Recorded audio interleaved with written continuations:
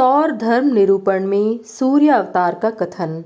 शतानीक ने पूछा, ब्रह्मन, जिन तेजस्वी भगवान सूर्य नारायण ने ब्रह्मा जी को वर प्रदान किया, देवताओं और पृथ्वी को उत्पन्न किया, जो ब्रह्मादि देवताओं को प्रकाशित करने वाले तथा समस्त जगत के पालक, महाभूतों सहित 14 लोकों के सृष्टा, पुराणों में तेज रूप से स्थित एवं पुराणों की आत्मा हैं तथा अग्नि में स्वयं स्थित हैं, जिनके सहस्त्रों सिर, सहस्त्रों नेत्र तथा सहस्त्रों चरण हैं, जिनके मुख से लोक पिता में ब्रह्मा, वक्ष स्थल से भगवान विष्णु और ललाट से साक्षात भगवान शिव उत्पन्न हुए हैं, जो विघ्नों के विनाशक एवं अंधकार नाशक लोक की शांति के लिए जो अग्नि, वेदी, कुशा, स्त्रुवा, प्रोक्षणी, व्रत आदि को उत्पन्न कर इनके द्वारा हव्य भाग ग्रहण करते हैं, जो युग के अनुरूप कर्मों के विभाजन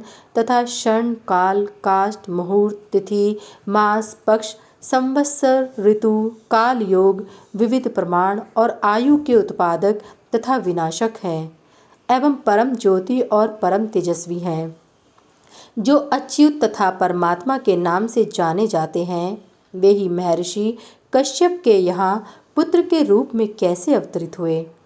ब्रह्मा आदि जिनकी उपासना करते हैं तथा वेद वेत्ताओं में जो उत्तम और देवताओं में प्रभु विष्णु हैं, जो सौम्यों में सौम्य और अग्नि में तेज स्वरूप हैं, मनुष्यों में मन रूप से तथा तपस्वियों में तप रूप से विद्यमान हैं, जो विग्रहों में विग्रह हैं, जो देवताओं और मनुष्यों सहित समस्त लोकों को उत्पन्न करने वाले हैं, वे देवों के देव भगवान सूर्य किस लिए अदिति के गर्भ से स्वयं उत्पन्न हुए।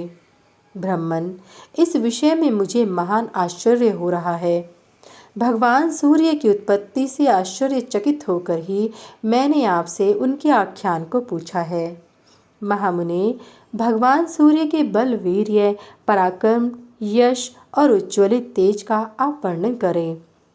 सुमंतु मुनि बोले, राजन, आपने भगवान भास्कर की उत्पत्ति के संबंध में बहुत ही जटिल प्रश्न पूछा है। मैं अपनी सामर्थ्य के अनुसार कह रहा हूँ, आप उसे श्रद्धापूर्वक सुने। जो भगवान सूर्य सहस्त्रों नेत्रों वाले, सहस्त्रों किरणों से युक्त और सहस्त्रों सिर तथा सहस्त्रों हाथ वाले हैं, सहस्त्रों मुकुटों से सुशोभित तथा सहस्त्रों भुजाओं से युक्त एवं अव्यय हैं, जो सभी लोकों के कल्याण एवं सभी लोकों को प्रकाशित करने के लिए अनेक रूपों में अवतरित होते हैं, वही भगवान सूर्य कश्यप द्वारा अदिति के गर्भ से पुत्र रूप में उत्पन्न हुए। महाराज, कश्यप और अदिति से जो जो पुत्र उत्पन्न होते थे, वे उसी क्षण मर जाते थे। इस पुत्र विनाश को देखकर पुत्र शोक से दुखी माता अदिति व्याकुल हो अपने पति महर्षि कश्यप के पास गईं। अदिति ने देखा कि महर्षि कश्यप अग्नि के समान तेजस्वी, दंड धारण किए, कृष्ण मृग चर्म पर आसीन तथा वलकल धारण किए हुए भगवान भास्कर के सदृश देदीप्यमान हो रहे हैं। इस प्रकार से उन्हें स्थित देखकर अदिति ने प्रार्थना करते हुए कहा, देव, आप इस तरह निश्चिंत होकर क्यों बैठे हैं? मेरे पुत्र उत्पन्न होते ही मृत्यु को प्राप्त होते जा रहे हैं। अदिति के इस वचन को सुनकर ऋषियों में उत्तम कश्यप जी ब्रह्मलोक गए और उन्होंने अदिति की बातें ब्रह्मा जी को बतलाईं। ब्रह्मा जी ने कहा, पुत्र, हमें भगवान भास्कर के परम दुर्लभ स्थान पर चलना चाहिए। यह कहकर ब्रह्मा कश्यप और अदिति के साथ विमान पर आरूढ़ होकर सूर्यदेव के भवन को गए। उस समय सूर्य लोक की सभा में कहीं वेद ध्वनि हो रही थी, कहीं यज्ञ हो रहा था। ब्राह्मण वेद की शिक्षा दे रहे थे।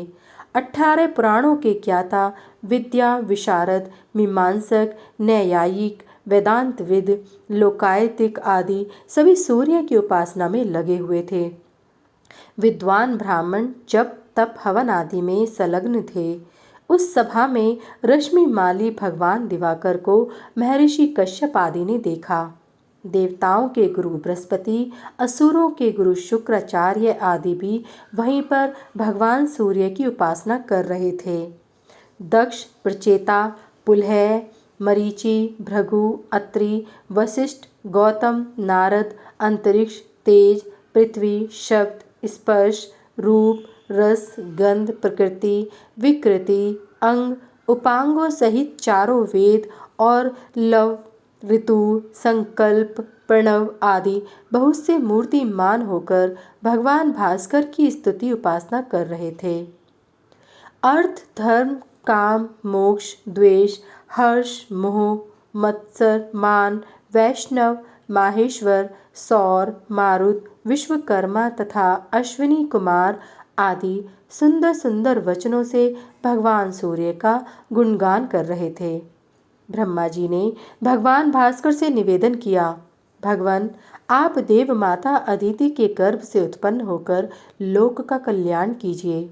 इस त्रिलोक्य को अपने तेज से प्रकाशित कीजिए। देवताओं को शरण दीजिए, असुरों का विनाश एवं अदिति पुत्रों की रक्षा कीजिए। भगवान सूर्य ने कहा, आप जैसा कह रहे हैं वैसा ही होगा।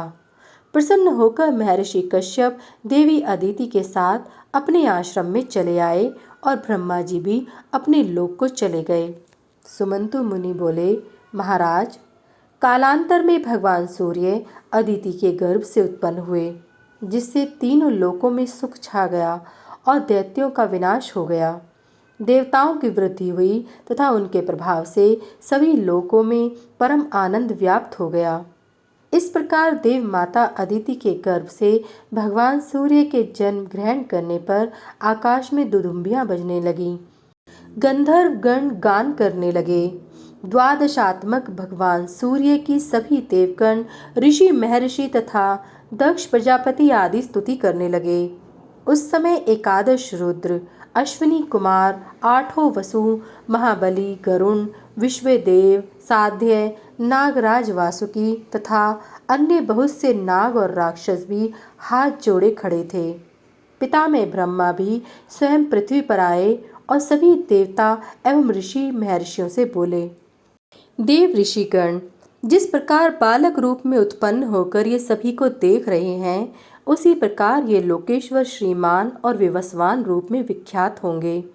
देव, दानव, यक्ष, गंधर्व आदि के जो कारण हैं, वे ही आदिदेव भगवान आदित्य हैं। इस प्रकार कहकर पितामह ब्रह्मा ने देवताओं और ऋषियों सहित उन्हें नमस्कार कर विधि पूर्वक उनकी अर्चना की। तत्पश्चात वे अपने अपने लोकों को चले गए।